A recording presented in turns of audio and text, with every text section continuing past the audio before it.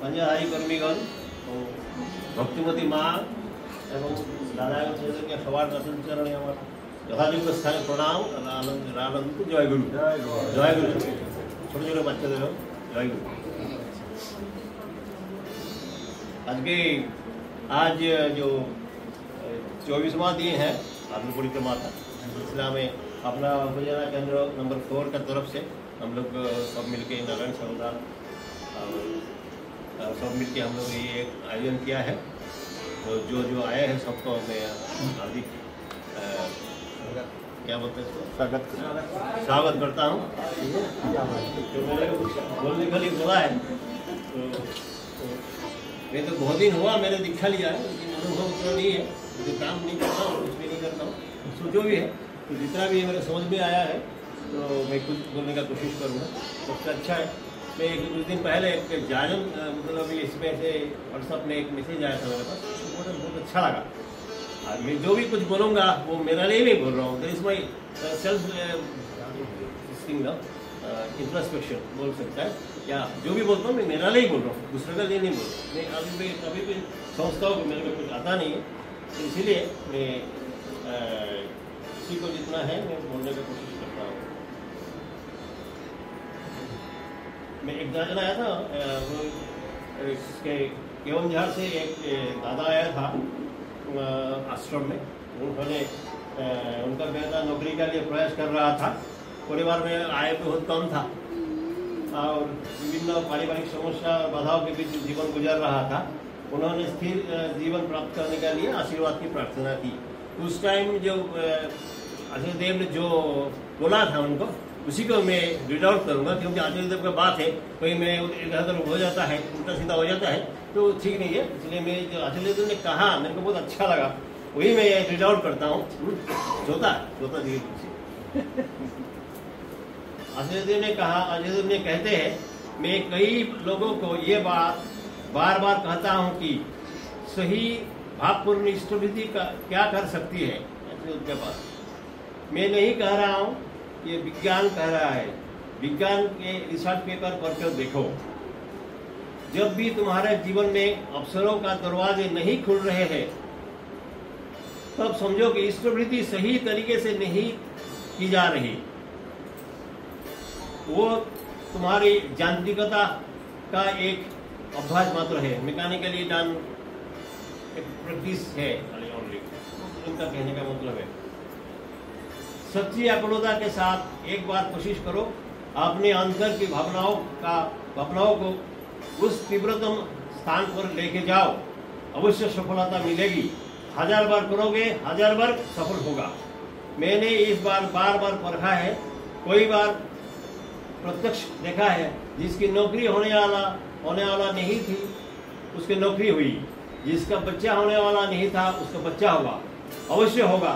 उन्होंने कहा ये परम सत्य है। विज्ञान भी आज इसे प्रमाणित कर रहा है। हम झूठे तरीके में ये करो वो करो कह सकते हैं, पर वो नहीं, मोर मीन्स परमपिता ठाकुर जी, वो नहीं। इसलिए इन्होंने यूं ही कुछ नहीं कहा, पहले आपने खोए हुए विश्वास का मजबूत करो, इष्टवृत्ति शुरू करो। जीवन की अनेक शर्तों में अगर हम पहले शर्त में उन्हें ला सके तभी उन्हें अनुभव कर पाएंगे। इसके लिए पहले हमें उनके अनुसार बनना होगा। मैं अपने अनुसार रहकर अपने काम धंधे और जीवन की चिंताओं में उलझा हूँ और सोचूं कि तुम मेरी बात सुनोगे, ये कभी नहीं संभव नहीं है, क्योंकि वो अव्यवस्थित नहीं है, वो स्थिर है। अगर मैं अव्यवस्थित रहूँगा तो वो मेरे सामने भी अव्यवस्थित ही रहेंगे। पहले तुम स्थिर बनो, इष्ट में मगन हो जाओ, उन्हें विश्वास करना सीखो, अपने जीवन में उन्हें प्रधान बनाने की कोशिश करो, देखोगे कि तुम हर स्थिति में मिलेगा। ठाकुर की दुनिया में कोई छल कपट नहीं है। मैंने कौन सा वस्त्र पहना, कैसे सजा धजा, लोगों से कैसे बात की, ये मेरी पहचान नहीं है। ठाकुर के प्रति प्रेम करता हूँ या नहीं, यही असली पहचान है। अगर एक बार उसे अंतर की एकांत जगह में उनके प्रति प्रेम लाया जाए तो हर इंसान महापुरुष बन जाएगा, अवश्य बन जाएगा। यही चाहता हूँ कि हर घर में महापुरुष जागृत हो। यही बात है, यही बात सेल्फ एक्सप्लेनेटरी है, समझाने का कोई बात नहीं है। हम लोग भी इसी तरीके से ठाकुर जी को पहले अपना अंतर में स्थान देना पड़ेगा। और जो है क्या ठाकुर जी बोले हैं, जोजन जाने इष्ट विधि जो भी है उस करने से ही कुछ करेगा। मेरा तरफ ठाकुर जी को ले लिया बहुत दिन पहले 1976 में मेरा दिखा हुआ, लेकिन करते कुछ नहीं हूँ, तो मैं जहाँ पर था वहीं हूँ। इसीलिए तो सबसे विनती है, आप लोग कीजिए, पकड़ लिया है ठाकुर जी को, अभी कीजिए, कहिए, पाइए, है ना। इतना कह करके जो भी है सबका मंगल प्रार्थना करता हूँ ठाकुर जी का श्रीचरण में बोल के मैं अपना वक्तव्य समाप्त करता हूँ। जय गुरु।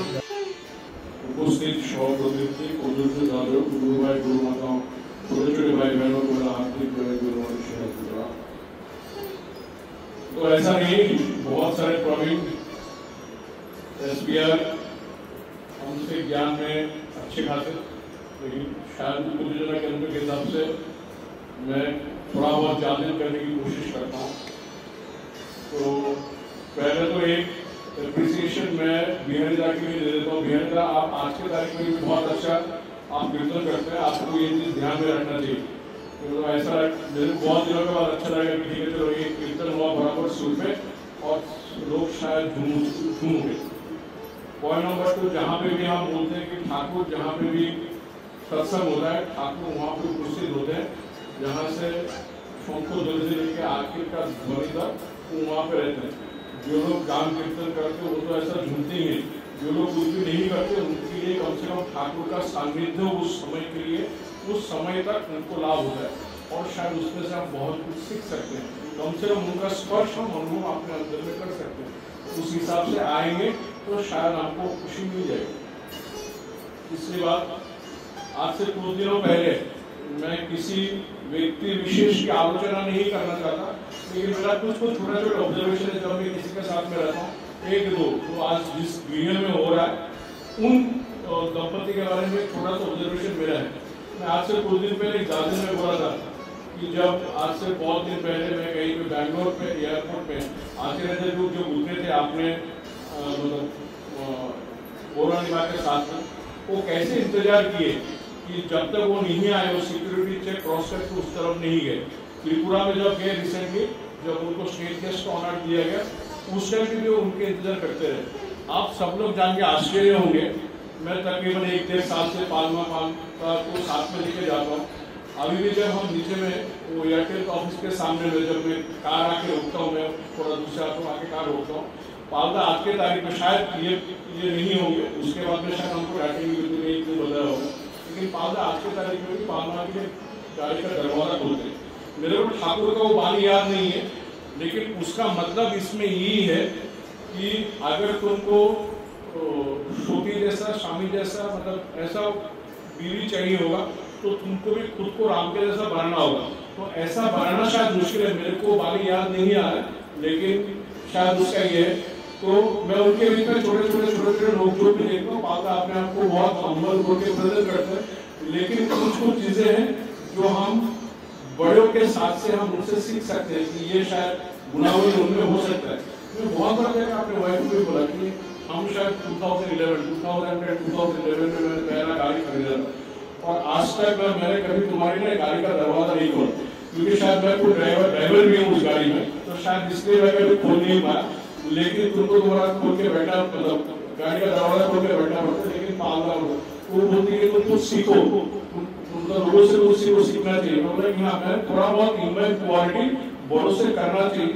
मेरा पिताजी जो शिक्षा देके गए, मेरे को शिक्षा में अपने बच्चों में कंटिन्यू नहीं कर पाता, तो शायद मेरे साथ में उन्होंने जो शिक्षा दी शायद कहीं ना कहीं तो कंटिन्यू में रहेगा। छोटा सा कहानी बोलता हूँ, खत्म करता हूँ, 5-7 मिनट में खत्म करूंगा, क्योंकि 1 घंटे का टाइम है, उसको एक्सीड नहीं करना चाहिए, साथ में जोया दे। तो ठाकुर भाद्र महीना, पवित्र भाद्र ठाकुर का जन्म महीना, और हम सब लोग अभी ये प्रूव करने की जरूरत नहीं है कि ठाकुर के ऐसे बहुत सारे अलौकिक कहानी है जिसको आप एक्सप्लेन करके कहीं ना कहीं पे नॉर्मल ह्यूमन बीइंग के हिसाब से हम उसको समझ नहीं सकते। तो पावना जिला हिमायतपुर ग्राम ठाकुर का जन्म हुआ। नजदीक में कहीं पे एक स्कूल में ये बातचीत चल रहा था कि मानुष भगवान इसमें मानुष भगवान आए थे,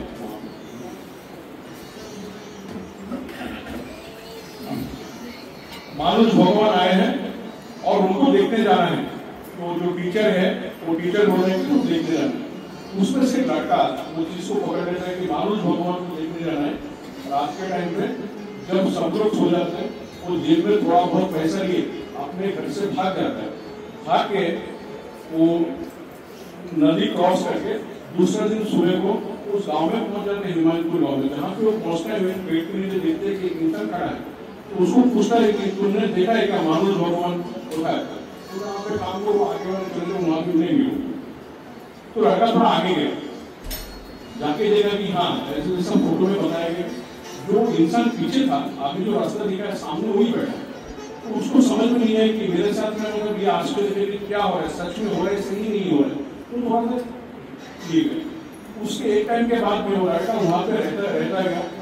लड़का बड़ा हुआ, उसका शादी वगैरह हुआ। फिर ठाकुर ने अचानक इतने डिसाइड किया कि अभी वो ईस्ट पाकिस्तान बांग्लादेश होकर तो बहुत से लोग उनके साथ ठाकुर के साथ में आए, ईस्ट पाकिस्तान ठाकुर भी आए। उसमें से ये लड़का भी उनके साथ में उनके वाइफ को साथ में लेके भुवनेश्वर था साथ में लेकर आए। ये भारत आने से पहले शायद 2-3 महीना 4 महीने एक मुझे टाइम याद नहीं है। ठाकुर ने उसको बोला था कि बर्धमान में उसके लिए एक घर बनाना है। उसने आपके लिए घर भी बनाया। ये आते आते इस लड़की का दिमाग में मतलब उसका माइंड में क्या चेंज हुआ पता नहीं। तो सब लोग चले क्योंकि ये जो बंदा तो बर्धमान को उतर गया, उधर को अपने घर में चलेगा और अपने पत्नी के साथ में वहां पे मिला। थोड़े दिनों के बाद में एक लड़का हुआ और उसके साथ तकरीबन 10-12 साल उसके लाइफ में 12 साल के बाद में अचानक शायद इस लड़के का मृत्यु हो जाता। उसके बाद में माँ बाप शोक में ये हो जाते हैं। उसके बाद में और शायद 1, 2, 3, 4 ऐसा करके 4 लड़के और जन्म लेते हैं। तो इसमें ये सोचने की बात यह है कि जो ठाकुर के साथ में रहा, मंदिर में बहुत देर तक रहा, बड़ा हुआ, शादी हुआ, उसने कभी पलट के ये नहीं सोचा कि आगे चल के इस जहाँ पे हमको जाना था, ठाकुर हमको लेके जाने वाले थे, वहाँ पे हम गए नहीं। और आज से 1 साल पहले जहाँ पे हमने आपके लिए घर बनाने के लिए बोला, हम वहाँ पे रह गए। और उसके बाद ठाकुर के साथ में क्या हो उसकी जानने की कोशिश नहीं। ये 4 संतान होने के बाद में लास्ट में आखिर में एक लड़की पैदा हुई उसके घर में। तो उसके अंदर इतना दुख था, उसने कभी उस लड़की का ना तो कोई नाम रखा और ये भी नहीं किया कि उसको क्या कि शायद ये लड़की भी दूर जाएगी। थोड़ा दिन होता गया, उसको लगा कि अभी और कोई रास्ता नहीं है। तो ठाकुर के पास जाना है, उनके पास जाता है और ठाकुर से मिलता है। तो ठाकुर माफ कर देते बोलते हैं तुम आनंद वाले के काम पे लगता है। आनंद वाले का काम करते हैं और उनको तकरीबन 5-10 रुपए महीने में जो भी कुछ काम से मिलता है। एक टाइम के बाद ऐसा हुआ, फिर वो अपने पत्नी और बच्ची को वहां पे बुला दिया। पत्नी को बुलाने के बाद में ऐसा होता है कि उस पत्नी का तबीयत दिन ब दिन बिगड़ता जाता है। उनको हॉस्पिटल में एडमिट किया जाता है और ऐसा लग रहा है कि अभी शायद उनके साथ में भी कुछ अनहोनी होने वाला है। एक दिन अचानक क्या हुआ, ठाकुर उनको बुलाए और उनको बोलते हैं कि काल के सकाले जाने आगे क्योंकि आपके 500 टाका नहीं आते और कल सुबह का नहाने से पहले क्या आपको मेरे में 500 रुपये लिखा है। कोटेश्वर जो है वो थोड़ा सा डर जाते हैं कि मेरा महीने का इनकम ही है अभी यहाँ पे 10 रुपये, तो कल सुबह तो नहाने से पहले 500 रुपये में कहाँ से लिखा। उस घर पे फिर भी बोलते ठीक है ठाकुर मैं लेकर आता हूँ। तो कोशिश करते हैं कुछ लोगों से भीख भी मांगते हैं, लेकिन वो भीख जो है जो भी मिला के रखती है उसमें 500 रुपये नहीं होता। रात भर वो सोचते रहते हैं और सोचने के बाद में सुबह पर एक गुरु है उनको मिल जाता है उनका दोस्त जो उनको 500 रुपये देते हैं और वो 500 रुपये लिखकर ठाकुर के पास में दौड़ के जाते हैं। ठाकुर कैसे लिखते शायद वो पैसा देते हैं वहाँ पे और ठाकुर बोलते आप देरी को डालते हैं कृष्ण का 5 टाका दे देते। उनका देर करके फायदे नहीं तो सीधा हॉस्पिटल। जब वो हॉस्पिटल जाते हैं तो वो देखते हैं कि उनका बीवी को जो हॉस्पिटल का बेड था उस बेड से उनको नीचे रखा गया और उसके ऊपर चादर से उनको ढक दिया गया, ये सोच के उनका मौत हो चुका है। तो लौट के आते हैं, रोते हैं, आपको मेरे साथ ही ऐसा क्यों होता है, मैंने कहा आपका संतान छीन गई मेरे से, मेरा वाइफ का भी देहांत हो गया, मैं किसके लिए जीऊंगा बोलते उसमें वो चादर खींचते, जैसे वो चादर खींचते वो देखते हैं कि उनका जो आंखें पलके हैं वो थोड़ा बहुत ये हुआ, तो बहुत जल्दी डॉक्टर्स को बुलाते हैं, आप लोगों ने कैसे उनको नीचे रख दिया, जब उनका देहांत हुआ ही तो डॉक्टर बोलते हैं कि हमने तो उनको चेक किया और जब हमने उनको नीचे बेड से नीचे कर दिया तो उस टाइम पे हमने 100% ये चेक करके देखा था कि उनका देहांत हो चुका है। लेकिन देखिए शायद वो ठाकुर का दया है कि जिस दया के हिसाब से शायद एक शायद मृत व्यक्ति भी वापस जिंदगी में आ सकता है।